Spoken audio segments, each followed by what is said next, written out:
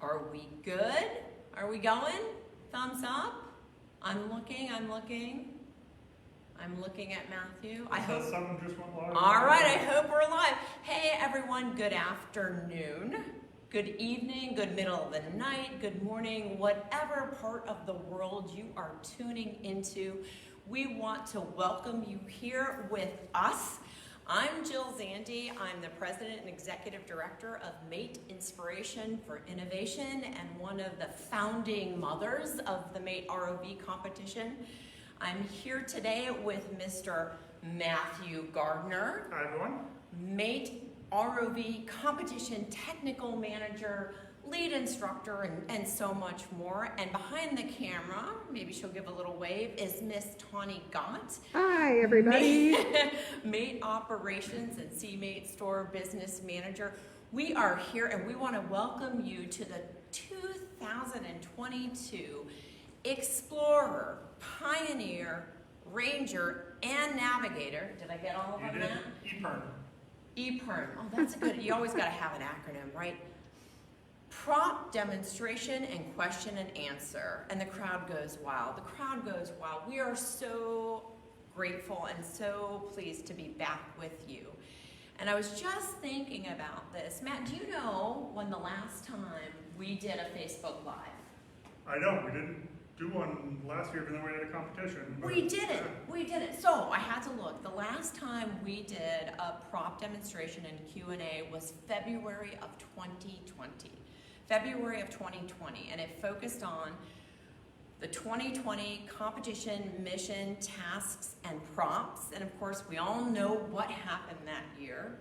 And we all can appreciate that we just propelled, pun intended, we propelled our competition tasks and scenarios from 2020 into 2021, and we had a competition season. A little different than what we normally do, but we had one. We had a world championship, and now we've moved on into the 2022 competition season, and we are so grateful to be back, to be here, and to be taking you through the prompts and answering your questions. So I just want to point out, I know all of you have read the competition information, and you know that our theme this year highlights the UN Decade of the Ocean, and we are so pleased and so excited. We are an endorsed UN Decade of the Ocean activity. We are so grateful and so honored to be endorsed by the UN in this what will be 10 years of celebration of our world ocean. We also, as we started in 2020, continued to 2021, we continue to embrace ESG.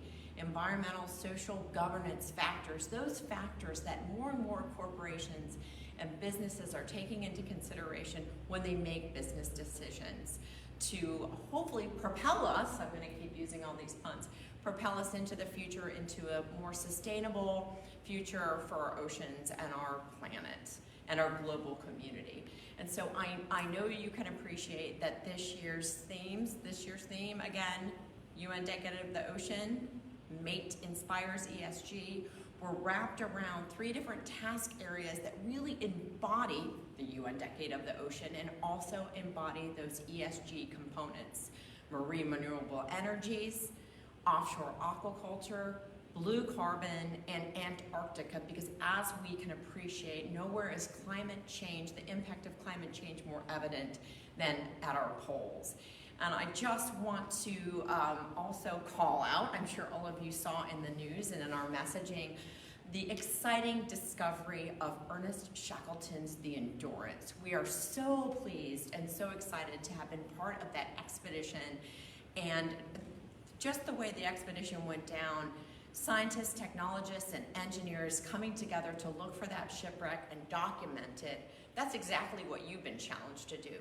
And along the way, part of that expedition was all about collecting good scientific data, good information to look at the impact of climate change in Antarctica, and that's exactly what you're doing as well. So I just wanted to point that out and just, again, reiterate this year's theme and our task before we get into the meat of it.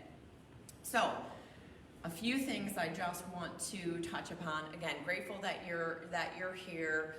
It's a wonderful opportunity to follow along with Matt as he takes you through the competition mission tasks, and it's pretty incredible, and I have to give a nod to Matt.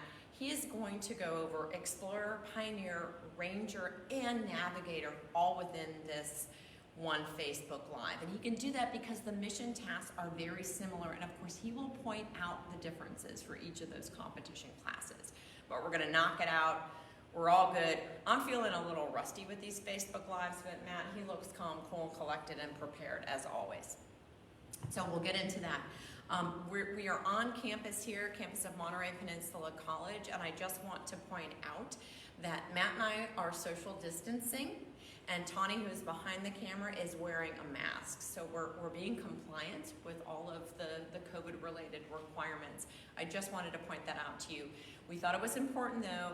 We'll keep our social distance, but in order to make the most of this Facebook Live, and so you can appreciate and understand Matt's explanations and all of the answers to the questions you're going to ask, we are going to be unmasked for this Facebook Live.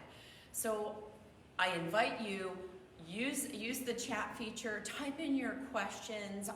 I'll follow along and I'll interrupt Matt at appropriate times so he can answer those questions.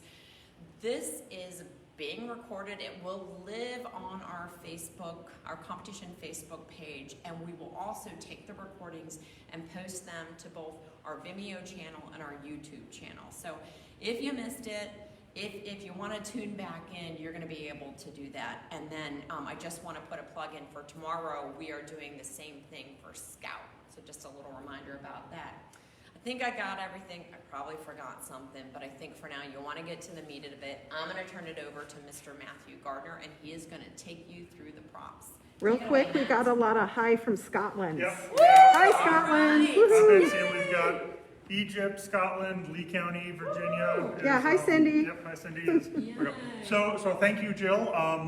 So yeah, as Jill said, I'm going to be going through the competition props. I'm going to talk about each task, and as Jill said, if you have questions, type them in, or if you need clarifications on something I said, type it in. I'm going to ask Jill occasionally if there's any questions, or she will interrupt me at appropriate times, and I will do my best to answer some questions. So as we said, we're going through Explorer, Ranger, Pioneer, and Navigator all in one, and as we go along, I'm going to talk about some of the differences between the different classes, especially for Navigator.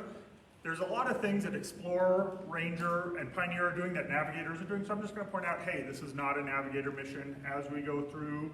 And for the props, I have some of each, so where there's a slight prop difference, I'll explain those too. But some things, you know, if you see it off the bat and say, hey, that doesn't look like my prop, probably just because I'm using either a Ranger, Pioneer one, and you're either Explorer, Navigator. But as I said, I will try and explain that. Some other things before we get going. Now, I'm going to be doing the tasks.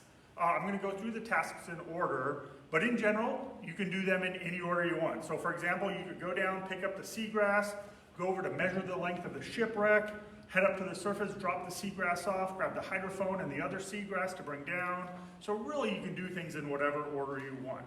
Now there are a few things, either logically or because we said in the manual, that have to be done in order. I'll talk about those. And again, all of that is in the manual. So one other thing before we get started, although I think there's two other things, but for now, as I said, I'm going to go through the tasks in order. So if you have a question about task 3.1, the float, mate floats task, just wait until we get to that time, to that mission before you ask those questions. And likewise, if we've moved on from task 1 and we're in the middle of task 2 and you remember that question from task 1, just save it to the end. I guarantee we won't leave until every question has been answered. Okay? And as I said, I'm going to try and answer all your questions here, but if you ask a really, really hard question that I may need to ask our judge group about, what I'll do is I'll just ask you, hey, post it to the forum. I'll talk to our competition judge group and we'll get it answered there. Okay?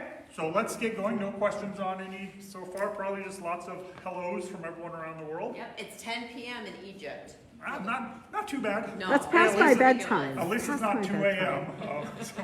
Okay, so we're going to start, and I'm going to start with launching through the hole in the ice. So up on the surface near your station, there's going to be a 1 meter square floating on the surface, attached to the surface, and you're going to have to launch through that. So essentially, your tether always needs to be going through that. If your ROV's in the water, your tether needs to be going through this square. Now, items can come up outside of this, except for the Go VGC float that you're recovering has to come back up through the hole in the ice. But all the other tasks coming up, they can come up to the side of the pool. Now they can come up through the hole in the ice, but they don't have to. Okay? Okay, so we're going to start with task 1, marine renewable energies, replacing the damaged section of an inter-array power cable. So I have the inter-array power cable stretched out here. And this task pretty much has to be done in order. Now that doesn't mean you can't do step 1 or 2, then go on and do something else and come back and do 3 and 4. But you know, you can't start with step 4, step 3 of this task, you need to do it in order, okay? So the mission is pretty much the same, but the props are slightly different between Explorer, Ranger, Pioneer, and Navigator. And I have the Ranger, Navigator, Pioneer set up. So the Ranger and Navigator cable, they have a U-bolt as a grab point, and they have these 1-inch end caps on either side. The Explorer one has the 1-inch end caps, but it doesn't have any U-bolt to grab.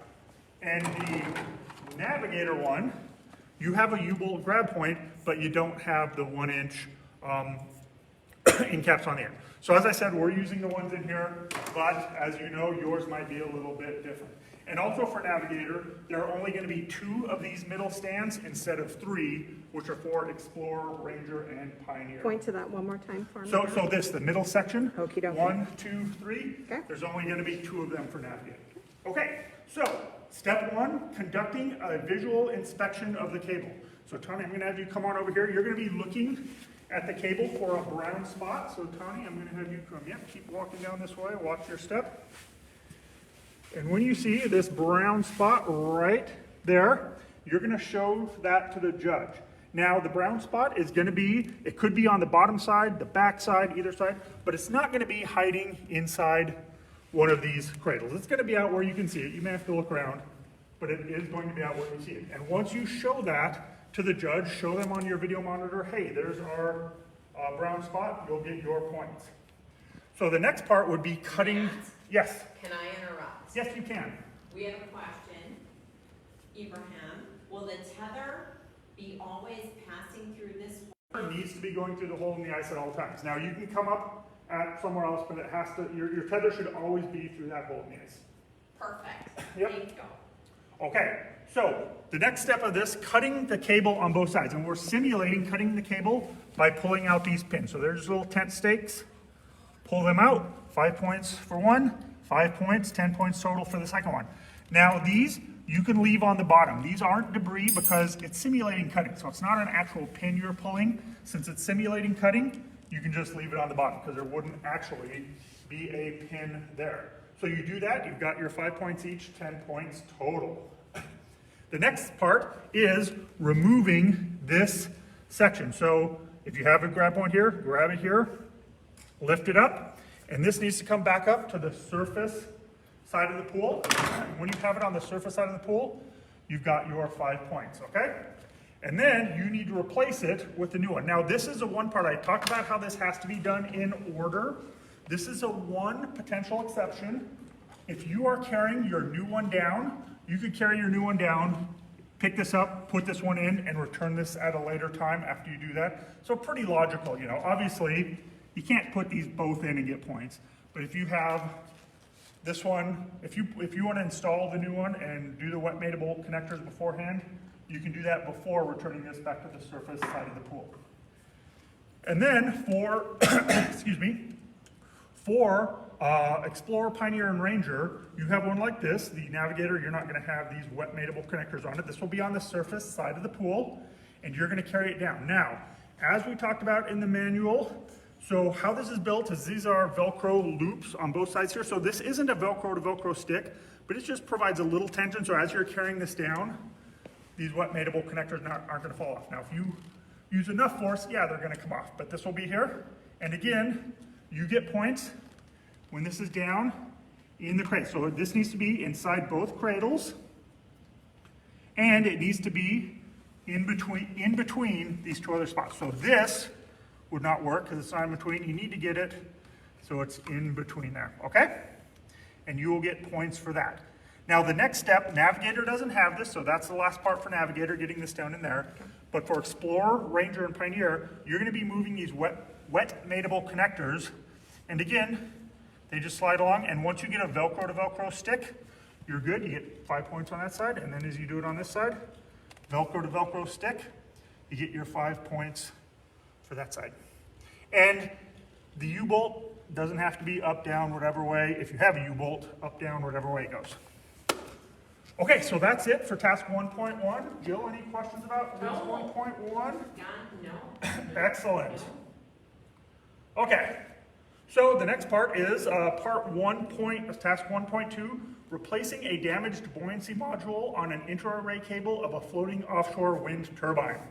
And the first part is removing the failed buoyancy cable. So it's going to be down on one end, you have the blue pipe painted blue, and there's going to be one of these hanging like this. Now this flotation is going to be positively buoyant. So this is really held on here, a little bit of tension from the foam, but really since this is all underneath and it's going to be pushing up, that's what's going to hold it on, okay? So the first task is releasing the clamp, and you can do that essentially anytime you can get this off of the pipe. So pull it off, or if you just rotate it, it's probably gonna have enough positive buoyancy to shoot up to the surface. And once this is no longer in contact with the pipe here, you get your 5 points. So that's releasing the clamp, okay? And you're saying that will float up? Do they Yes, need to yes, bring that out? this will float up. This is very positively buoyant. Okay. Okay, so that's the next part, is once it's off here, you get 5 more points for recovering the failed buoyancy module. So essentially getting this to the surface side of the pool, placing it on the pool deck is your next 5 points. Okay? Now, attaching a new buoyancy module, this is where Navigator and Ranger, Explorer, Pioneer are a little different. So Navigator, you only have half of this, whereas Ranger, Pioneer, and Explorer, you have a little more here. Now, for Navigator, you also have a little bit different bar. Yours is going to be here. You have your Velcro here. And for Navigator, as long as you get a Velcro to Velcro stick, you're good. Once you get that Velcro to Velcro stick, you've got your full points. Okay? For Ranger, Pioneer, and Explorer, you need to come down and put this on. And once it is on here, once it's around here, you get your points. Now, there's also some Velcro on the bottom. Once you get a Velcro to Velcro stick, like that, you're also good. And again, this is gonna have tension holding it on as well. So you could put it on here, spin it around till you get your Velcro stick, and you're good. Or if you want, you can, if you have the ability to put it on from the bottom, get that Velcro to Velcro stick, you can get all 10 points at once instead of 5 points and 5 points. Okay, any questions about task 1.2, Jill? No, but I just want to say happy birthday to Priest. I apologize if I'm not pronouncing your name correctly. She is on Team Texotic. It's her birthday. All It's her right. birthday. Happy birthday. From the other Monterey. Yeah, exactly. Okay, so we're gonna move on to task 1.3, monitoring the environment. And the first part of this is deploying a hydrophone to detect and record the presence of marine mammals, and deploying the hydrophone. So on the surface side of the pool, you're gonna have this hydrophone. Now you can see how it's built. There's a little bit of foam flotation in here. And so overall, this is gonna be negatively buoyant, but this has enough positive buoyancy in it, so when it's in the water, it should be like this. And you need to carry this down and put it completely inside the orange square that's on the bottom, okay? Now, that would not count because it's only partially. Even that would not count. The base of this needs to be all the way inside the orange square for you to get your points. Okay? Now, this has to be in here for 5 minutes, only 2 minutes for Navigator, so a little less time for Navigator. But when you put this in here, your judge is going to note the time on the clock when you put this in here. And then your judge will tell you that, and will also tell you when 5 minutes are up, or for Navigator when 2 minutes are up.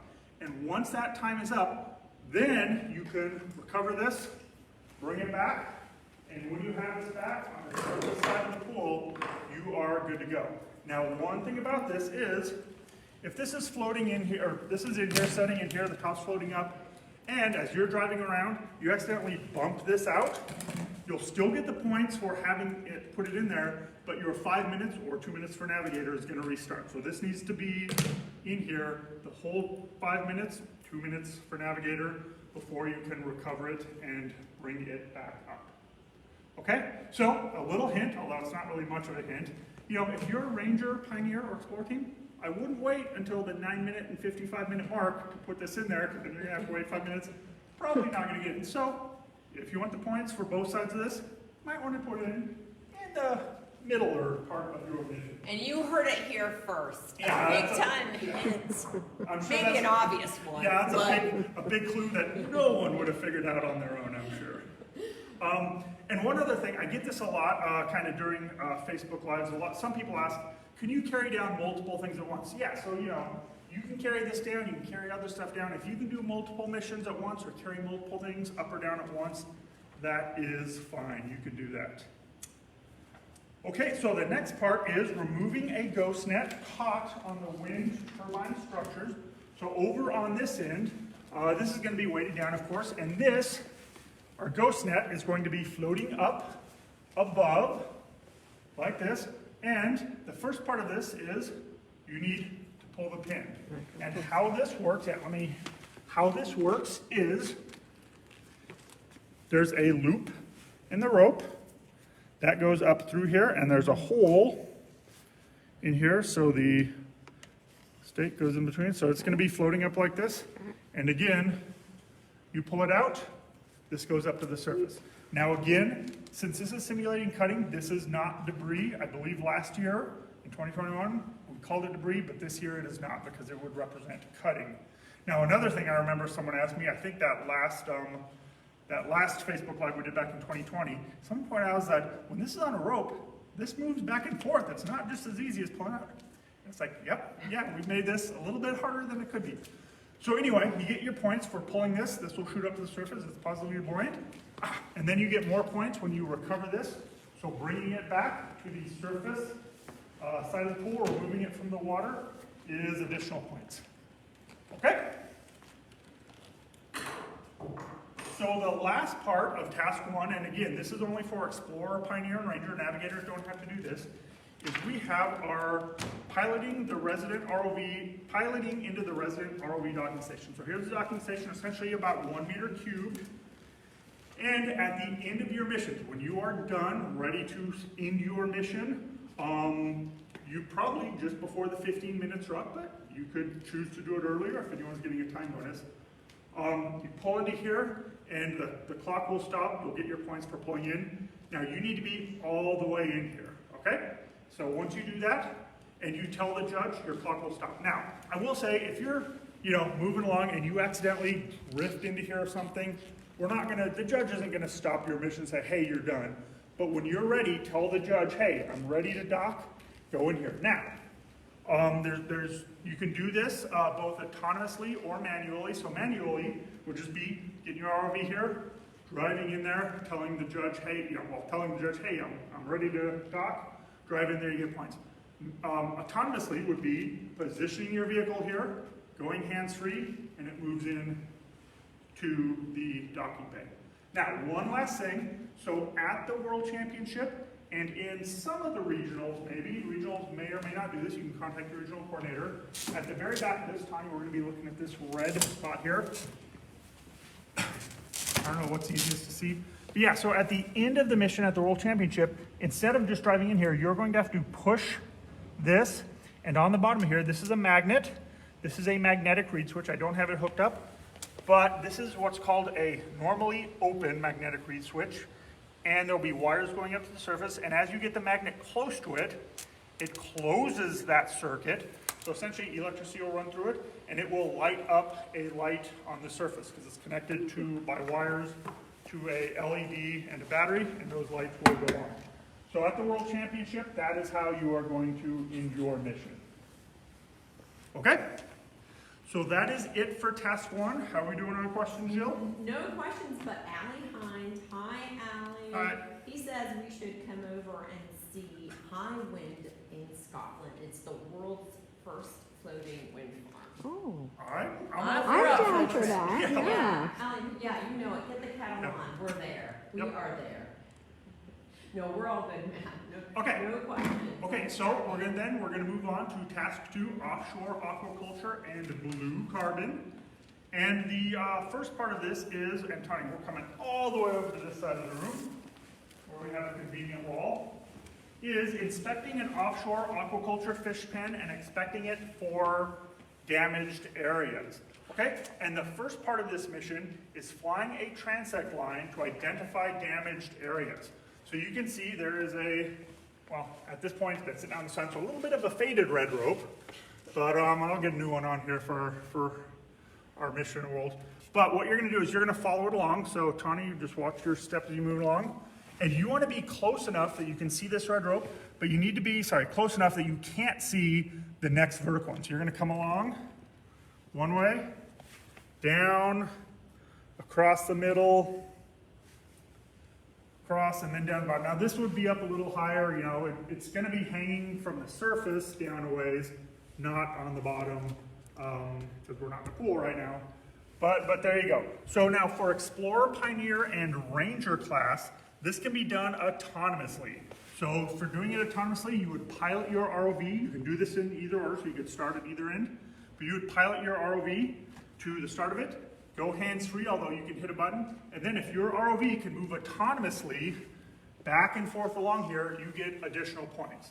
Now, if you just want to do it manually, where you are piloting across, down, across, manually, and that's the only way navigators can do it, you get 15 points for that, 25 if you do it autonomously.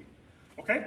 Now, if you aren't successful, if you're trying this either autonomously or manually, and you get so far off, you see something else, or you're just not successful, you can try again. You can try this as many times as you want. If you're trying it autonomously and that's not working and you want to go manual, you can try it manual. Again, just talk to your judge about that, and you can do it again. Okay? Got a question. I figured. I love it. Hey, Jamie Monroe. Jamie, let us know where you're from, so we can give a shout out. She asks, do all missions have to be completed through the hole in the ice or just task 1? So the only thing that has to be completed through the hole in the ice, door closed on us, ghosts. The only thing that has to be brought up, you always have to launch through the hole in the ice. The only thing that has to come up through the hole in the ice is actually from mission 3, 3.1, the Go BGC float that you're doing some math and then going and recovering it. That's the only thing that has to come up. So what have we talked about so far? So the cables that come up, the hydrophone coming up and down. What else we got? We got fish stay down, but not eelgrass, seagrass that you're bringing up and down, that could come up and down anywhere. So you don't have to come up through the hole in the ice. You can just bring it up to the side of the pool anywhere. But your tether always has to be going through the hole in the ice, and the Go BGC float has to come back up through the hole in the ice. Yes, because it's coming up through the Paulinia. Paulinia. Yeah. And I am going to pronounce that correctly. Yeah. I'm going to. I did. Okay, that's it for now. Okay. So there you go, JV. Thank you. Yep, thanks for your question. So as you're doing this, or as you're looking at this, you're also going to count and identify, technically identify and count, the damaged areas of the net. So as you look on here, there are some holes in the net. There's a hole here, there's a hole here, and there's a hole down here. It might be a little bit, depending on the angle, harder to see that one. And I think that's it for this one. Now, all these holes are going to be pretty close to the rope. They're going to be within 20 centimeters of the red rope line. So, you know, as you're going along, you can count them then, or just count them. So you need to count and identify. So at this point, we have 2, which are in the top right quadrant. So 2 of them are in this portion. There's none in this portion. There's 1 in the lower left, and then none in the lower right. So what you would tell the judge, you'd say to the mission station judge, there are 3 damaged areas. There are 2 in the top right, and 1 in the lower left. Okay? Got a couple more questions. Okay. Yay, we like questions. Barea, I'm sorry if I've mispronounced your name. I know he's in Egypt. Can we connect airbags to any task and then pull the tether, and then the tether manager pull it, or does the ROV have to return it? The ROV needs to return things. You can't attach lines to things and pull them. I believe, I'll have to think. I thought there was one thing that we might let you pull line, but I don't, But what if, just saying, Oh. like, what if they attached an airbag, it floated to the surface, and then the ROV pushed it? so yeah, if you want to attach an airbag to something, fill that with air, it goes up, that's fine, your ROV has to push up, so you can't pull things back by hand. I hope that answers your question. Other questions? Yes, Valerie, hi Valerie Lowe, if we get a glimpse of another red line, do we need to restart the task? Yeah, yes you do. So if you're going across and you, as you're going across horizontally, the top, let's say, and you see the middle one, yeah, the judge is gonna say, hey, that's not good, you need to restart. Now you could restart at either end and try again.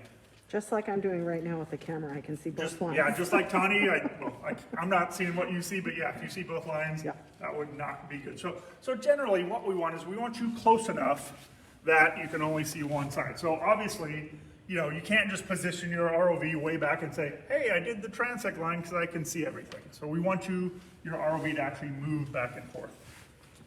Okay, any other questions, Jill, so far? None so far, nope. Okay, so the next part is, you can stay here, Tani, repairing a damaged section of netting. So on the surface side of the pool, you are going to have your little repair patch here, and it has some hooks on the top, and you need to patch one of the holes in the net. You can choose any one you want, so whichever one you choose.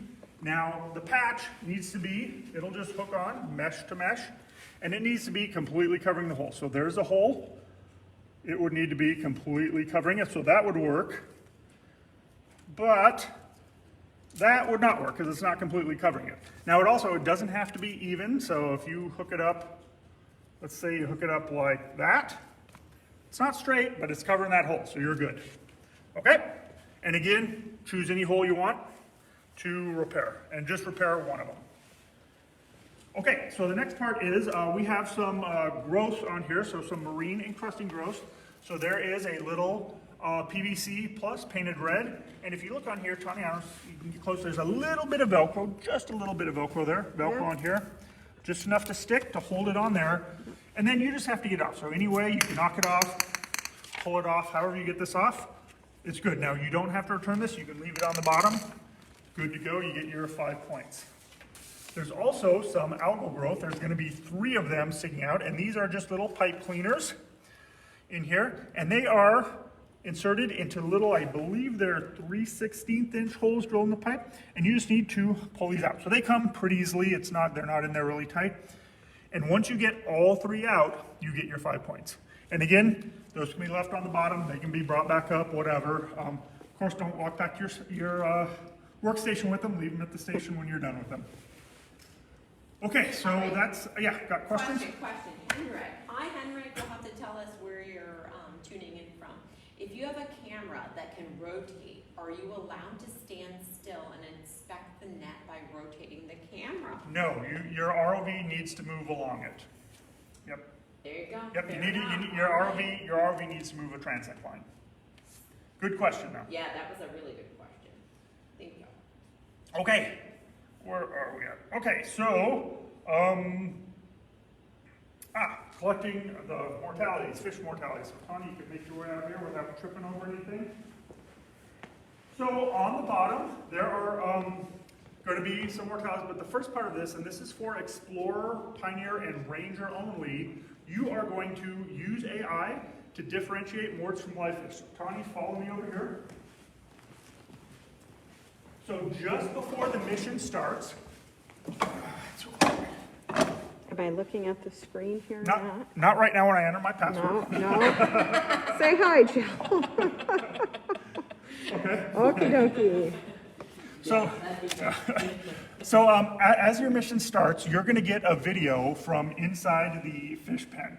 This may be a download, but more likely they're going to have it to you on a thumb drive. And what we're asking teams to do is, from this video, create an AI program that can differentiate between live fish and morts in the video. So the videos you get are going to be approximately a minute long. I think they range from 59.5 seconds to 1 minute and 5. But this is not one of those. This one's only, I think, 11 seconds. But Tani, can you see that as I hit A play? little bit closer. It's going to be going through. Can you see that, Jill? There's a delay. It'll catch up in And so there's a mortality, a dead fish right there. Yep, I can see it. Okay, so Good job. you are going to, I don't know what that was. Ooh, I see the, yeah. Yeah, so what we're asking you to do is anytime there's a mortality, you're going to put a red box around it. So red lines, square with rounded edges, and essentially identify that with the red fish. Now that's actually, if you remember, that's a live fish swim by, but you just do the mortality fish. Okay? And I will say, you know, if you're a team and you're like, oh my gosh, this, you know, we don't really have the capability to do this, that's fine. You know, you can skip this. You don't have to do this in order. You can do anything you want. Okay? Got a question, Yeah. got a question. Yes. Hi, Marlon, Mohammed, good to get your note here. Is the fish netting suspended underwater or fully fixed at the pool bottom? Is it stable or not, is basically the question. Yes. This is going to be hanging on the side of the pool. So I don't have it here because we're not in the pool, but there would be some additional pipe coming up here that then go over to the side of the pool. So this will probably be hanging down, depending on the depth of the pool, half meter, a meter below the surface of the water. This would be the top. So this would be half meter to a meter below the surface of the water, along, I think we said within 30 centimeters of the side of the pool. Okay? Yes, that's good, thank you, Matt. Okay, so the next thing is collecting a mort. So on the bottom of the pool, there is going to be a mort, one of our beautiful plastic fish here. Now for Navigator, Ranger, and Pioneer, you're gonna have this nice little grab loop on the fish. But for Explorer, you're not gonna have that. You are just gonna have that. Now these fish will have a little bit of weight in them. They're gonna be negatively buoyant, but not too heavy. And you need to pick up this fish, bring it over to the collection basket, and put it into the 5-gallon bucket. Now it does need to be down inside there, so that would not count. It needs to be down inside the bucket. Okay? And the bucket is on the bottom of the pool. Yeah, the bucket right? is going to Okay. be weighted down. There'll be a brick or something in there weighted down at the bottom of the pool, and it is going to be, the bucket is going to be near the port where you dock at the end. Nice. What's Okay. Are those rainbow trout, Matt? They're plastic No. specials.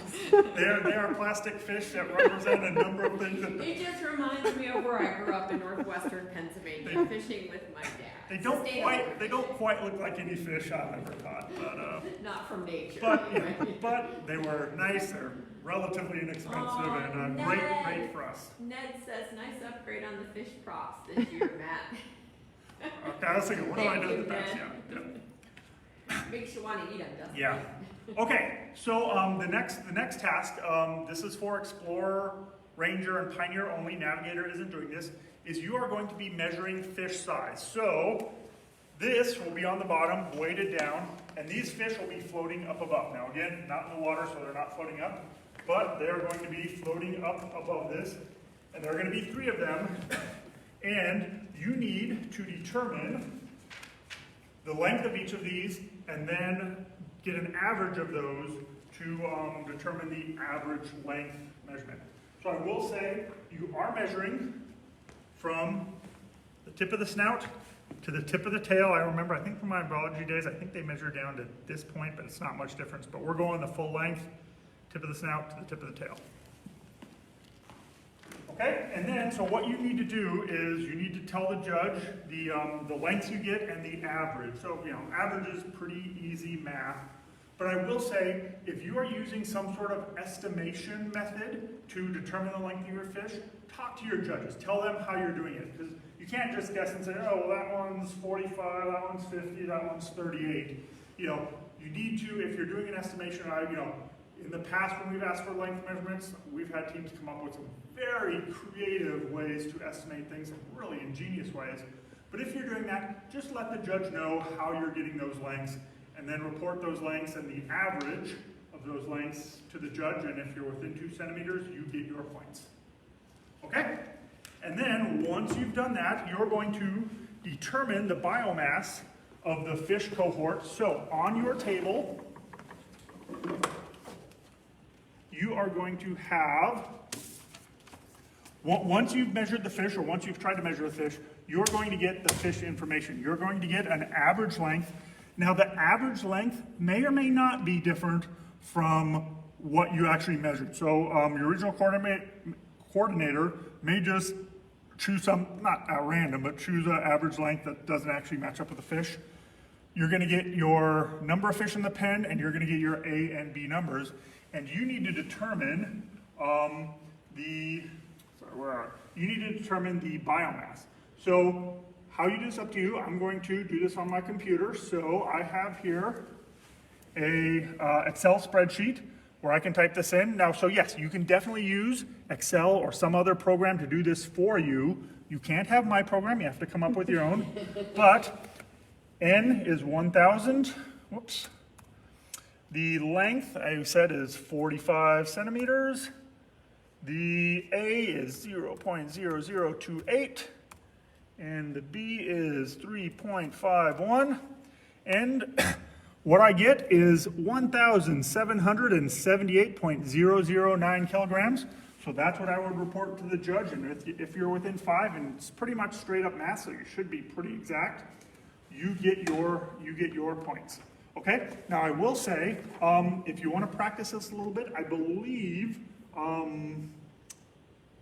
you know, there are some examples, maybe not, I think we put examples up of other things, but you know, you can figure out and do this math for you. Have questions? Okay. A question came from Noor Eldon Saad LD.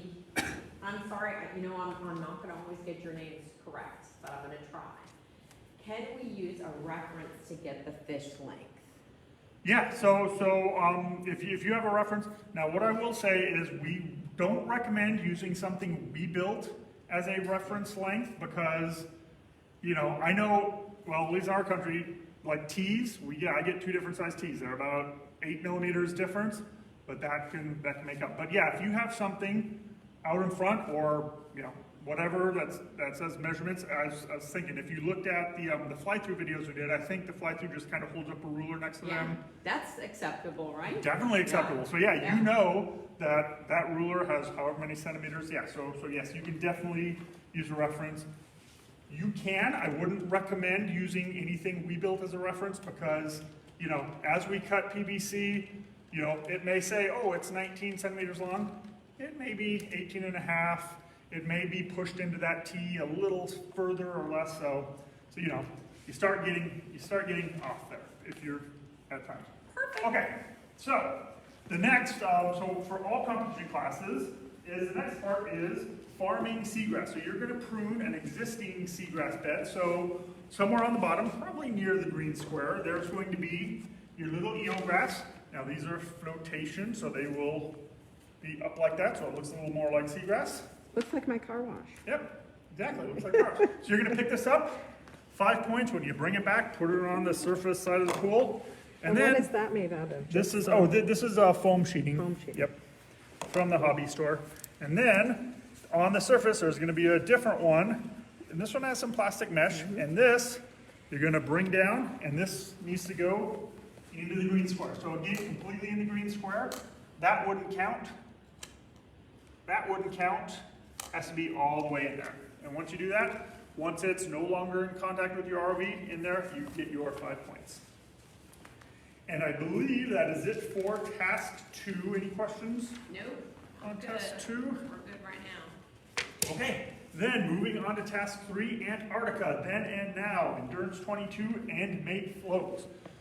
So the first part, 3.1 mate floats, is recovering a Go BGC float to conduct diagnostics. And the first thing we're going to do is, as we've done a lot in the past years, we're going to ask you to do a little math. So again, Tony, I'll have you come on over here. Exit that, don't need to save it.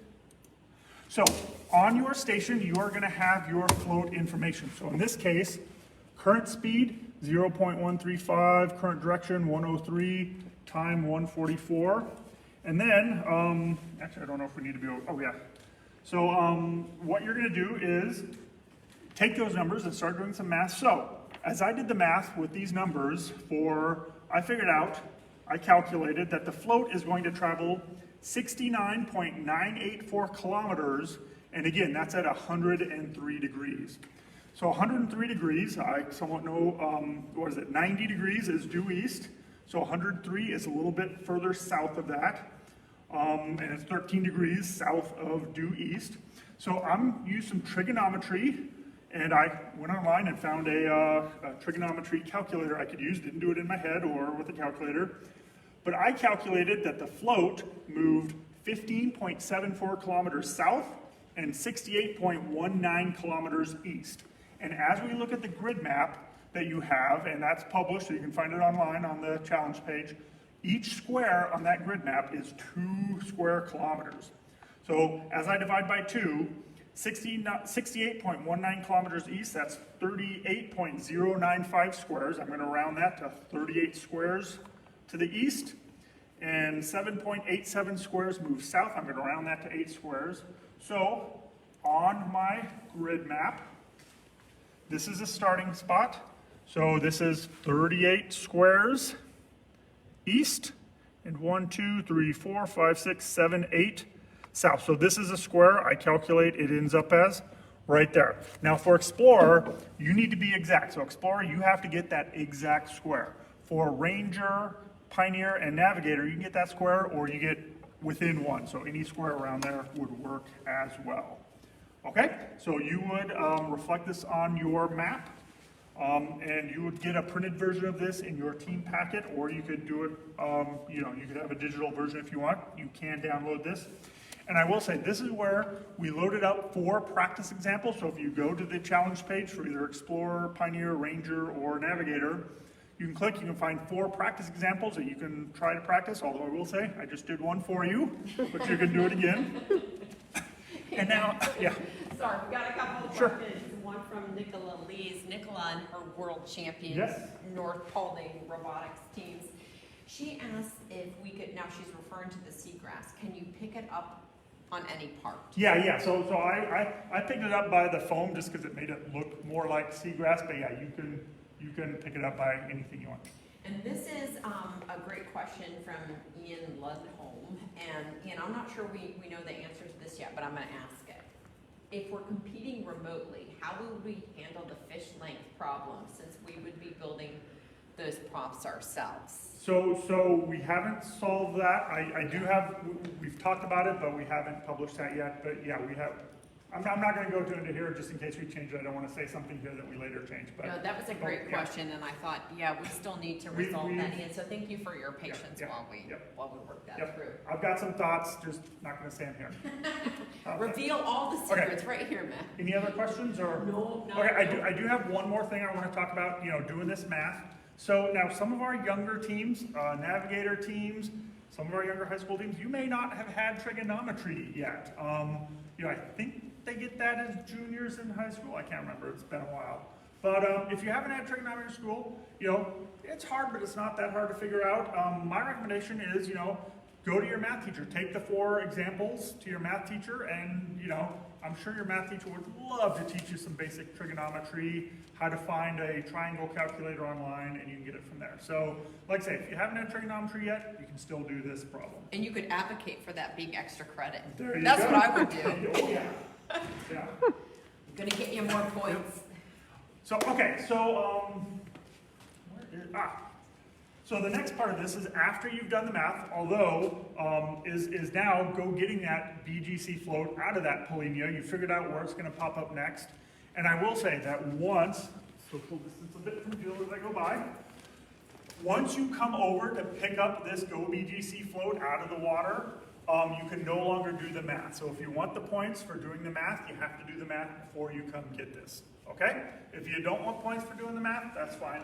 So how this works is, this is gonna be on the surface, so this is gonna be on the surface of the pool, and the Go BGC float is gonna be floating in here, in the red square, and there's flotation in the top here, so there's actually holes drilled in here, so it's not using the air, but there's a chunk of flotation in there. And the amount of flotation, which is in the prop building manual, this floats about 5 centimeters out of the water, so just the end cap or so is up. So you need to pull this down, and this is what needs to come back up through the hole in the ice. So this has to come back up through the hole in the ice, put this on the surface side of the pool, and you've got your points. Okay, so it comes down through the red. So yeah, down And then through the red, up through the pink. up through the whole mix. Got a question. Yes. Ahmed, Samir, hello Ahmed.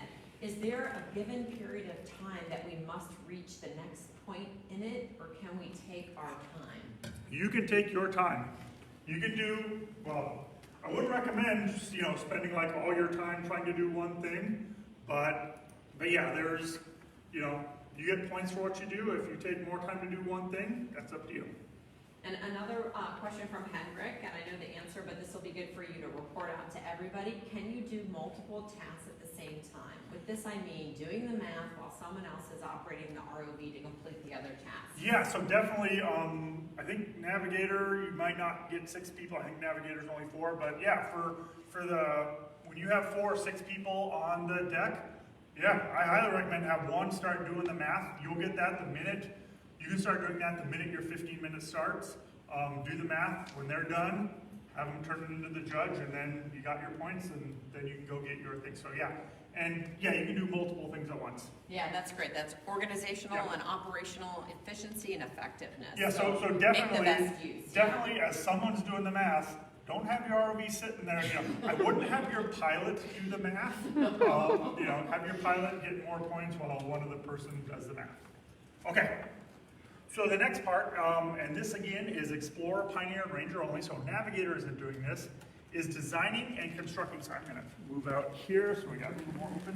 Designing and constructing an operational vertical profiling float. So prior to the competition, you need to build a float. So you get 5 points for building your floats. Now, what this is going to entail is for your regional or for the World Championship, you need to turn in your non-ROV device document. So you need to turn in a 1-page document that talks about your float, how you built it, how it's moving up and down, and things like that. So turn it in to your regional coordinator, but also bring it with you to the mission station and just show it to the mission station just now. They're probably not going to go through it in detail. Probably like, yep, you're good. But you need to turn something in. So you can't just show up on that, or on that day without any documentation and get points, okay? And then you need to deploy your float in the designated area. I don't know why I came out here, I'm running back. But the designated area is the yellow square here. Again, it's next to the red square floating on the surface. So you need to deploy your float inside the yellow square. So your float must be released from your ROV, and it must be floating on the surface within this yellow square. And when you do that, it's deployed, you get 5 points. Now, float completes vertical profile. So once it's been deployed, your ROV is no longer there, it needs to complete vertical profiles. And you're looking for 2 vertical profiles. Now, a vertical profile is from the surface down to the bottom, back up. And now when it comes back up, it doesn't have to come back up in this yellow square. If it does, that's great, but it can come up anywhere within your mission area. And you'll get points for that. That's a vertical profile. And if it can do it again, so down to the bottom and back up again, you get points. Now it does need to be all the way on the surface, and it does need to be touching the bottom. Okay? What was I going to say? So for Explorer, you have to use a buoyancy engine. So I'm going to walk up here where it's a little, maybe better light, I don't know. So for Explorer, you have to use a buoyancy engine. What that means is you are essentially pumping fluids, air, water, oil, something around to change the volume density of your float so it's going up and down in the water column. For Ranger and Pioneer class, you can use a propeller or something just to move yourself up and down, but you don't get quite as many points for that. So if you do a buoyancy engine, you get more points than if you are doing a non-buoyancy engine. And so I've been asked a lot on the forum boards and such, is like, can we have a motor to move air around or fluid around or something? Yes, you can have a motor to do a buoyancy engine. Yeah, you can have a motor that is moving liquids, fluids, air, oil, water, in and around, out of your vehicle. But that motor, if you're turning like a propeller, or if you have a bilge pump that's just like pushing water to move you up and down, that would not be a buoyancy engine. Okay? You can move fluids, but not your Right. So yeah, float if itself. that motor is directly moving your float, that's not a buoyancy engine. If it's moving liquids around to move your float, that's a buoyancy engine. Got some questions. I assumed we'd have some questions on this. Yes. Oh, one more, hang on. Oh, sorry. One more thing I want to talk about. So as you noticed, and we've kind of heard from people, it's like, we don't have a way for you to build this float. We did not put out instructions say, here's how you build a buoyancy engine or something. We have some guidelines. If you look at the 2021 satellite mission for the Mate Float satellite mission, there's some information in there about a buoyancy engine. But again, we don't have a, here's the instructions for how do I build a buoyancy engine. Not that we won't in the future, but We this might. is a new project partnering with the Go BGC Global Ocean Biogeochemical Float Project that was funded by the National Science Foundation. We're grateful to be part of it, and you never know what might come out of it. Yeah, can we give him George's phone number? Yeah. You never know. George, Well, yeah, no, well, I'm just teasing. Oh my that's God. why I Just said that is kidding. a lot of folks are going on the Go BGC website, which is great, and asking the person, education person's like, hey, how do I build this? And George I'll tell loves your questions. Keep asking. if you ask George how to build it, he's going to refer you to the document I just talked about. So, We joke, So there we we go, love yeah, George. yeah. Okay, questions Yes. down there. Aham Amir asks, is it a must to grab the float from the rope, or can I grab it from any so place? yeah, the Go BGC float, yeah, it has a rope on the bottom. You can grab it any way you want. So again, put that rope on the bottom of it, so you have an option. But yeah, you could grab it any way you want. Okay, next question from Jamie Monroe. She's in East Tennessee, by the way. Okay. She asks, is the profiling float document due with documentation or the safety inspection? Depends how the regional is set up, yeah? Yeah, for your regional, talk to your regional coordinator. For the World Championship, it'll be due on May 25th or 6th? 26th, yeah. Yeah, it'll be due with everything else. So that's going to be your non-ROV device document. Okay.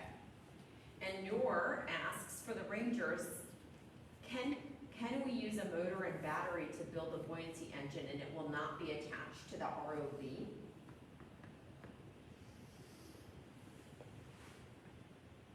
I'm gonna have Yeah, you send your notes. design Yeah. on the forum board. Yeah. If you go into personal message, or you can send a personal message to me through the forum boards, not to my email address, but go to the forum boards, which is in the manual. Talk here. Send me a PM about that with your design. I won't share it to anyone else, so you're not gonna share design. But I'll send that on. We'll discuss that with our judge group, and we'll make a decision, and I'll get back to you there. Yeah, and it's for Explorer, but same thing, Nor it would be the same thing. So again, as Matt said, get him the design either on the forum board, or you can find Matt's email and send it directly to him, and we'll have a discussion and get back to you. Yep. Okay, Tim Sylvester, hi Tim. Hi, You're Tim. we can see you across the bay from where we are. He asks if we don't move fluids or air around, but we change the volume of the float, is that still Yep. a buoyancy engine? That is a buoyancy engine. So you're changing the volume, which changes the density technically, because you're still the same. Yeah. So that is a buoyancy engine. Yes.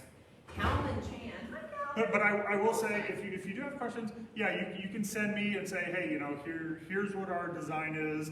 Like I said, I won't share it with, I'll share it with some of our judges, but I won't go out to other teams. So, No. so your design will stay secret. Stay secret and stay. Okay, Calvin Chan asks, is it allowed to have any connections between the buoyancy engine and shore which are not tethers? No, you can't have a line. you can't have a line. I don't know exactly what you're talking about, but it needs to be independent. You need to release, once you take it out, release from your RV, it really needs to be independent. Again, this is simulating a Go BGC float, or the older Argo floats, some SOCOM floats out there that they get released, they do their work going up and down in the ocean. So, that's what we're trying to get at here. So other than, you could communicate with it digitally every time it comes up. You could, I guess, send it a signal, but nothing physical connecting it to that. No tether or anything. No back to tether, shore. no Yeah. lines. Or to your ROV, right? Or to your RV. It needs to be completely independent. Okay, one more, and lots of great questions Yeah. from Nicola. Hello, Nicola. Does the profiling device need to be placed in the square from above or below? Actually, from Michaela, one of her Okay, students. it would be from below. So the yellow square over there, that's going to be right on the surface. So you would bring it in from below. you can't like toss it out there to get it in there. So yeah, this will be on the surface, and you need to get it floating in here. So, I mean, unless you're already like lifted it all the way out of the water and up and over, you know, probably gonna have to be coming from below. Yeah. Cool, okay, thank you. Is that it? Okay, thank you, yeah, that's it so far, okay. Little, Yeah, water. lots of great questions, you knew that though, right, Matt, you knew it. Oh, I figured I'd be getting Yeah. a lot of questions in this section. It's good. A lot of great questions. Yeah. Okay, so moving on, 3.2, Endurance 2022, finding and mapping the location of the Endurance. Tommy, head on over this way. So, you know, people who competed last year may be like, hey, this is pretty similar to last year. So the first part is flying a transect over the area of the wreck. And yeah, very similar from last year. How we have the middle of it's designed a little differently, but you're going to start on one end, so you're going to position your ROV so it's over one of the black sections, and then you are going to move from one end to the other, and, yep, as Tani moves along there with the camera, you want to only see the blue pipes at all times, so Tani, you'd actually have to come up a Oh, bit. yeah, I didn't out see of any it. pipes. Yep. Oh, in fact, I don't Yep. think I can do that. Yeah, Sorry, it's people. okay. I'm not But tall enough. as I said, there's a really good video online from my front yard of this happening. So you would need to see the blue lines, but not the red lines as you do your There we go. transect from one side to the other. And again, if you mess up, you can start over and do it again. Okay? And so this, you get 10 points. I know last year we had the option of doing it autonomously. Not this year, it's just manual only 10 points, okay? And then you want to map the wreck. So what you can do, Tony, we're gonna come over to my computer here, is you need to digitally create something on your computer or video screen, something like this, which has the rectangles with your 8 rectangles inside, and then you need to map where that shipwreck is in here. So essentially, you want something like this. So if your shipwreck is in these, you just draw the shipwreck in however you want. Now you would need to, I didn't on this one, but you would need to identify which side is the edge of the pool. So, you know, in this case, well, you know, we're in a classroom, but identify which is the edge of the pool. And that is your map. Now, it can't be a photo. You can't take a photo of what's in the water and say, hey, here's my map. You need to create something digitally with your 8 rectangles and put that shipwreck in the proper rectangles there. Okay?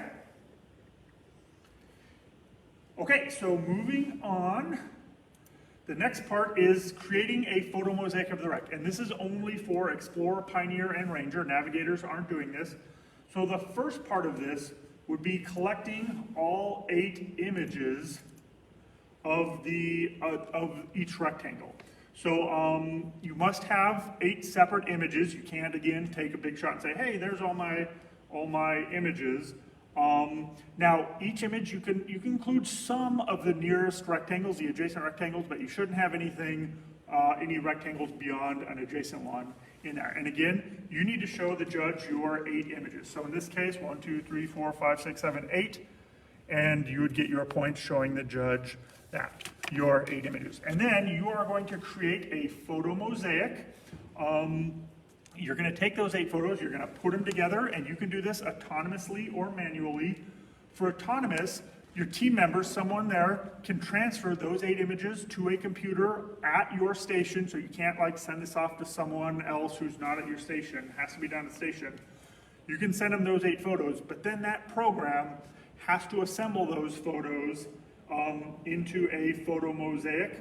So essentially you're lining up the edges, the pink strings, what's inside them, as best as possible. So for manual, you just take these 8 images and put them together as best you can. And what that manual means, someone at the mission station is doing that. So actually we're going to do a little bit of that right now. Let me open this up.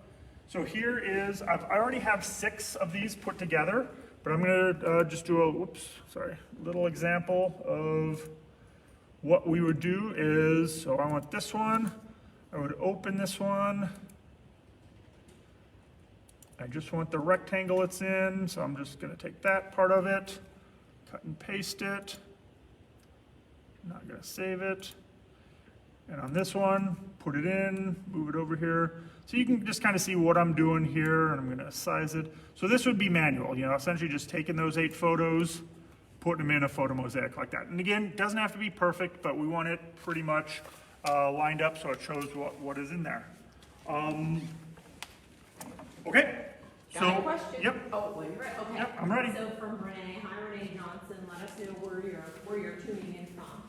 For the mapping of the wreckage. Yes. Any program software will work. Sorry if I missed this, but do navigators do this too? Navigators, yes. I think that, yeah, navigators are mapping the wreck. Yes, and any program software will. Yeah. So I use MS Paint because it comes with my computer. It's easy. I've been using it for years.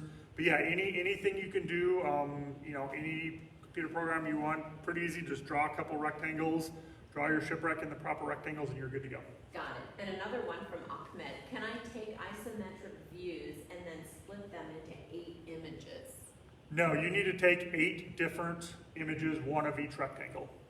Got it. I bet you there's some pretty cool software. Oh out yeah, there. there's some good software out there, but for this you got to take the 8 separate images independently, I guess. Okay, is that it? Any others, Jill? That's it for now. Okay, so back to all competition classes. So again, Navigator doesn't do photo mosaic, but all competition classes, you're going to be measuring the length of the wreck from bow to stern. So the wreck's going to be designed like this. Now, on the wreck, there are a couple of variable lengths. So I believe it's this one and this one. Can be anything. So this may be a little shorter, maybe a little longer, but you need to measure from here to here. Okay? And Hold on, do that again. Okay, I didn't sorry, get you sorry. both. There we go, from there to the, Yeah, from the stern to the bow. to the bow of the wreck, and you need to be within 10 centimeters. Now, here's the hard part about this. You cannot touch this wreck. It is a historical Heritage site. That's right. a history. So yeah, if you watch the videos of the ROV that went down and found it however many days ago, just a couple March days ago. 9th. Yeah. March 9th, yeah. You notice they didn't bump into it, they didn't touch it. They said they did not grab anything from it because it is a heritage site. Don't want to touch. So throughout the whole mission, not just when measuring it, but you don't want to bump into this. And every time you bump into this shipwreck, you're going to get a 5-point penalty, and you can get up to 5 of those. If you're Explorer, Pioneer, or Ranger, up to 3 penalties if you're a Navigator. So if you you don't want to get bump into this. all the penalties, then you can't keep doing that mission? Well, You're no. gonna lose a ton. Yeah. You're gonna So lose a ton. if you're Okay. like bumping into this, dragging this shipwreck around, you're eventually going to lose 25 points, and that's a chunk of your That's score. considerable. So just some things to think about on that is, we really want pilots to really somewhat be aware of where they are. But another thing is, watch your tether. Your tether shouldn't be dragging around on the bottom, dragging things out. So, a proper tether should be up and should have maybe a little less bend in it or something, but should be up. Your tether shouldn't be dragging along the bottom. So if the judge sees you bumping this, touching this, even when you're measuring it, you are going to lose some points. And even the tether, like if you're not, Even the like tether, you yeah, pointed out, if you're not aware So of yeah, the tether. if you are off doing some other mission and your tether is dragging along and dragging the shipwreck around, you're going to lose points. So again, be aware of where you are, be aware of what your ROV is doing. Get that tether up off the bottom so it's not dragging along the ground, and well, don't get points, but keep from losing points. Exactly. Hey Matt, we've got a question. Marwin asks, is it allowed to use a remote control to turn power on at the vertical profiling? Send a weak signal to wake up ready to make profile. Yeah, so I think you're talking your vertical profiling float. Once you've deployed it in that yellow square, you send a signal. Well, yeah, if you want to send a signal to turn on and start going, yeah, that's perfect. Super. Okay, got another question from Tim. Hi Tim. Will the wreck be flat on the bottom, similar to what you have now? It's going to be right like this. Yeah. So the only things that would change would be this length and this length. So it could be a bit longer, could be a bit shorter. But yeah, it sticks up. I believe this is like 20, just under 30 centimeters. So just under It's 20, in, I think it's 29, 28 it's a centimeters. mini up. endurance. Yeah, Is it's it, not- is it weighted so that, yeah, Okay. it'll be somewhat weighted, but, Okay. but we don't want to put too much weight in because honestly, we want, if you bump it, we want the judges to see that. Okay, another question from Islam. In creating the photomosaic autonomously, is there a certain limit to the accuracy of the resulting mosaic? No, it's really going to be somewhat subjective. You know, your judge needs to be able to see that your square, your rectangles, so I keep calling them squares from last year, your rectangles are more or less lined up, but again, more or less is somewhat subjective. But again, one of the reasons we have some other things in here, we have our sea stars, our glass sponges, and some brittle stars over here, is that we want something in a lot of the squares. So there's, I think what we have 2 blank squares, the other 6 have something in them, just so the judge can know, you know, hey, this is the right square. But again, this is going to be somewhat subjective to your judge, but your judge will tell you, you know, hey, this square is not right. Yeah. Cool, that's it. Keep Okay. them coming though, keep them coming. Okay, yeah. So if you have questions, that's it for the missions. I do have a couple other things to go over, but if you've got questions, Tony, I'm sorry. Okay. Yeah, Drink a water. I am amazed at Matt. He's been going for over an hour and going through all this, Matt. Really good. And I loaded all this stuff into the And classroom. you loaded all this stuff into the classroom. Yeah. And you know what? As one of our colleagues said, you know, he was doing a trip, an international trip, and he said his international travel muscle hadn't gotten worked out in a while, and our Facebook Live muscle hasn't gotten worked out in a while either, but you're doing awesome. And I will say, this stuff excites me. I get excited about this stuff. I love it. Okay, so that's it for missions. As I said, just some general information. So if you have questions, you know, 5, maybe 10 minutes left, depending on questions. So everything has to be done within the 15-minute time frame, or however long your original coordinator gives you for the missions. If you're Navigator, it might be less. But essentially, everything has to be done in the 15 minutes. So any math that you're doing, any mapping, has to be turned into the judge before your time is up. You can't you can't after the 15 minutes up say, oh, by the way, judge, here's the math that I did. You got to tell the judge when you finish it. As I said a couple times, talk to your judges. Let them know what you're doing, especially if you're doing 2 things. If someone's working on the math and someone else is doing stuff underwater, you know, just let the judges know what you're doing. It's going to help them know what you're doing and score you better. And that goes with, I've talked about this, measurements, the photo mosaic. If you're doing something autonomous, just let your judge know how you're getting that measurement, you know, how you're doing the photo mosaic, what you're doing to estimate your measurements, and, you know, that's going to help. If you want some more information on all these props, you can see the prop building instructions posted on the website. They have images of all these props. They have the measurements of you know, how long each of these pieces is. So you can go there to learn more about the props. The fly-through videos, we published those a couple weeks ago, so you can see a video representation of an ROV flying through and doing all these mission props. The manual has more detail, so if you're like, what exactly does a successful completion of this mission mean? That's all in the manual, so you know, read that manual in detail. And then also, the score sheets are published. So for product demonstration, safety, the engineering and communication ones will be published soon. So essentially, everything is out there, so you can know exactly what, you know, how you're getting scored on this. So watch that. Everything is out there as a resource. And do we have any questions? No. Okay, so we're wrapping this up. I'm wrapping up mine. If you do have questions, again, post them to the forum board. Don't send your mission prop questions directly to me or Jill. For those of you who have done so in the past, what do we tell you? Go post them on the forum board. So we'll post them on the forum board. I get to them every couple days. We'll answer them there. And then, you know, like I say, I will answer questions there up until I leave for the Long Beach competition a couple days prior to that. So I will get your questions answered there. And that's it for me. I hope to see everyone in Long Beach, California at the World Championship. Let's see, I'm just typing in as Matt said. Yep. Yeah, so post to the forum board, right? We love it. We love to hear from you. But if you post them to the forum board, then everybody can see the questions and answers, and then we hopefully avoid duplicate questions, Right. Because there's nothing like answering the same question multiple times. I will say, you know, if you are sending me your float, like, you know, details to say, hey, is this going to, and you don't want to share that because it's your private design, that's fine. You can send that direct, or you can send on the forum. You can send me a message directly.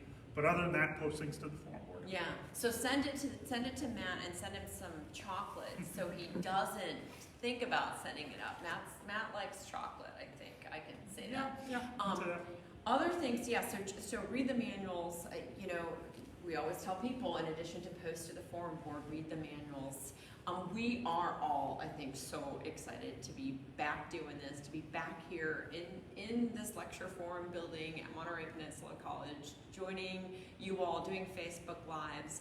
Speaking of the mission fly-throughs, I just wanted to give a shout out to Kendrick Bender, who has done them for a number of years. I mean, I lost track of how many years he's done these fly-throughs. He's a former competitor. He was on a community college team, a community college in Maryland, so we're really grateful to still have him involved with us and contributing in this way.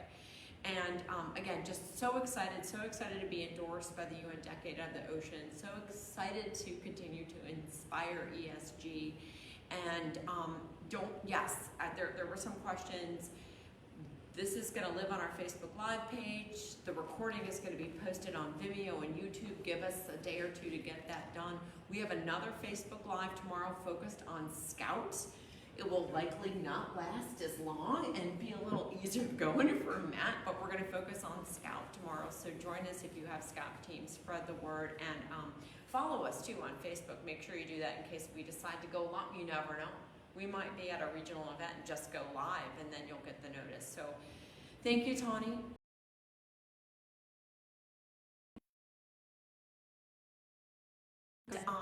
We just want to say thank you, and we'll see you tomorrow. And we'll see you at Long Beach, hopefully. See everyone in Long Beach, hopefully. See you in Long Beach.